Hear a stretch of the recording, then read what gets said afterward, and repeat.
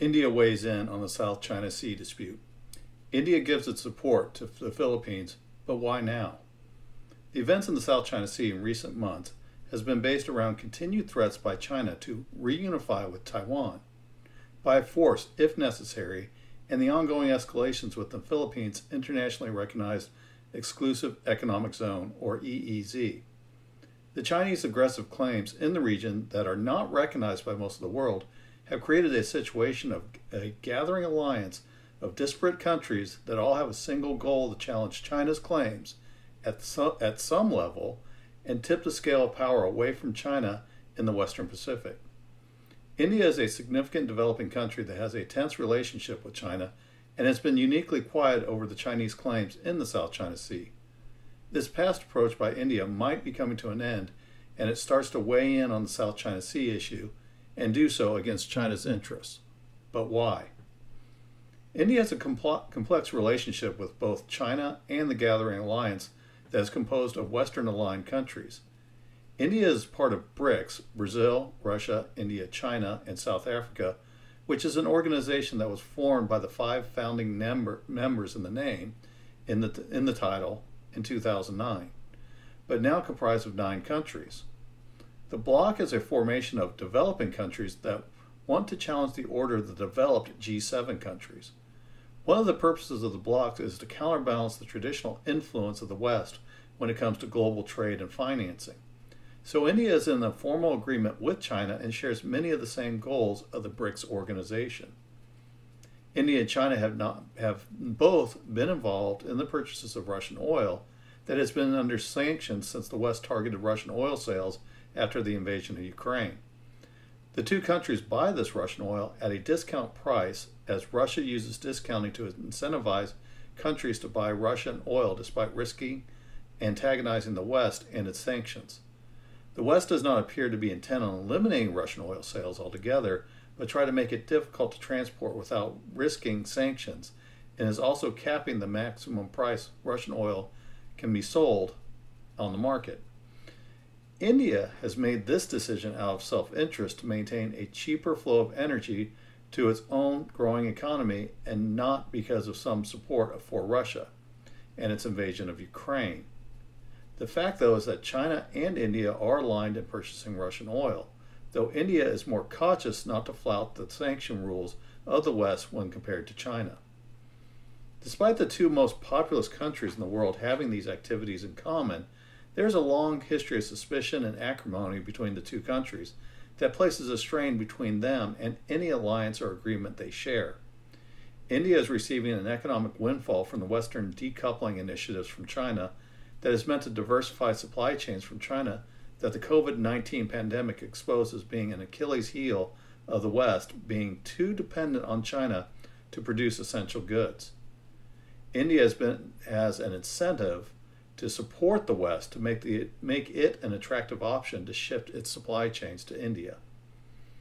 India's population now exceeds China and is growing, while China's, mainly due to the disastrous impact of the one-child policy, is growing older and has now passed its peak size population and labor pool. The 2 population sizes are diverging, which gives India an advantage of providing labor at a generally lower cost, and to do so without all the Chinese Communist Party's interference and harassment of foreign companies operating in China. India, by contrast, provides a more rule-based economy that is more compatible with the West when compared to China. This is a strain between the 2 countries, especially as China is facing significant economic and financial challenges that could cause social disruptions. Chinese and Indian troops have a history of border disputes and clashes, with the latest clashes starting in 2020 as the 2 have armed forces facing off each other in the Himalayas along the Pangong Lake and the Tibet Autonomous Region. Both countries are attempting to restrain their troops in the remote region so an unintentional battle does not start, but both sides are building an infrastructure in the mountain terrain so that they could get their reinforcements in the area faster and in greater numbers than the other side. Both are taking an approach of whoever can reinforce faster and at greater volumes will most likely prevail in a future conflict. Both countries have interest in the ongoing civil war in Myanmar, as both sides try to get control of their common borders with Myanmar. China is also damming rivers that flow from China to its southern neighbors, which threatens lifestyles and ecologies of the downriver countries of India and Bangladesh, which borders India. China chose this action to dam rivers and cut off water to its southern neighbors in the same way it declared the South China Sea as their sovereign territory. China wanted the natural resources of the rivers, the hydroelectric power, so it decided that it was going to be the sole owner of the natural resources and was going to act in its own interests. Resources were found in the South China Sea, so China just declared sovereign rights over it. So a pattern is being standardized by China. India has experienced the arrogance of China firsthand, and this incentivizing it to get involved in the South China Sea at this time. India and the Philippines have a history of close cooperation with each other, and in March 2024, India's Foreign Minister Jaishankar went to Manila to visit with the Philippine government in the backdrop of its escalating tensions with China. Mr. Jaishankar, ahead of his arrival, made the Indian government position clear and that he wanted a rules-based order in the South China Sea. The fact that India made the statement ahead of the visit to Manila while escalating tensions are at the highest point over the conflicting stances in the regions is telling. It has created a question if India is trying to influence the strategic balance in the region away from China. The position aligns with Philippines and Western aligned countries and demonstrates that India is taking the side in the region that is contrary to China's position. India stated that both countries had a deep interest in the free and inclusive Indo-Pacific Ocean, which is contrary to China's declaratory sovereign claims over the South China Sea. The two countries have agreed for extensive discussions on how to improve defense and security cooperation within the region. The announcement by India is another antagonism toward China as it disregards the Chinese insistence that no foreign elements be introduced into the disputes in the South China Sea. The point of the visit was emphasized when Indian Coast Guard ship visited Manila while Minister Jaishankar was there, and both countries announced that the two countries would hold joint military naval drills. India made the point that it has also had a close security partner with the U.S. and Japan in the Asia-Pacific region. India also made a controversial decision to sell BrahMos supersonic cruise missiles that were developed as a joint project with Russia and sell them to the Philippines. India had not offered the sales in the past because it did not want to upset China. The erosion of the situation in the South China Sea and China's predatory approach to territorial claims across the globe, including to India's security and economic interests, has created a change to the Indian calculus. India has not limited itself to the Philippines, but has entered into agreements with Vietnam to provide military support to them as well. Vietnam, like the Philippines, has territorial issues with China in the South China Sea and the Gulf of Tonkin, and is impacted by China's decision to dam the rivers. So India is entering the disputes in the region, but it is unclear how far it will go.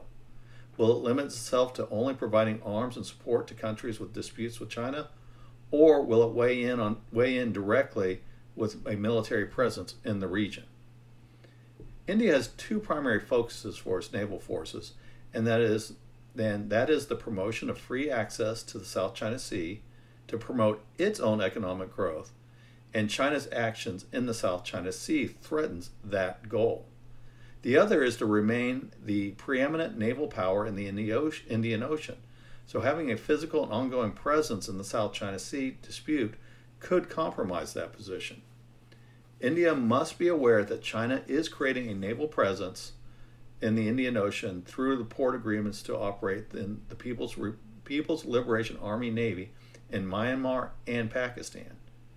The issue for India is that these two goals can become diametrically opposed to each other if the Chinese decide to close the South China Sea and threaten India's economic growth, while the Indian Navy stays concentrated in the Indian Ocean and not defy any aggressive Chinese action in the South China Sea.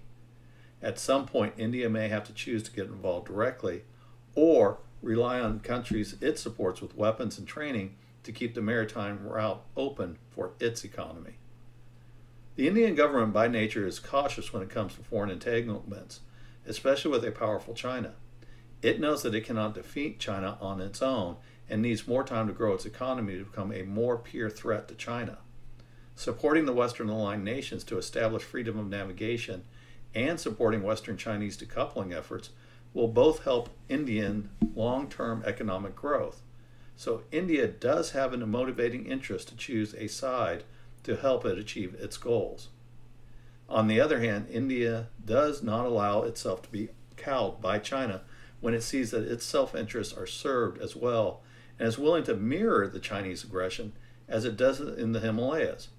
It will continue to work with China to attain the goals of BRICS or cooperate with China to purchase Russian discounted oil because, again, that serves the Indian long-term economic goals of economic expansion, but this largely comes at the expense of China. It can be expected that India will not commit itself to an aggressive stance in the South China Sea, but it's willing to put its thumb on the scale in the hope that it can tip the scale by forcing a change in the Chinese position of making aggressive and declaratory territorial demands that threatens India's interests or security.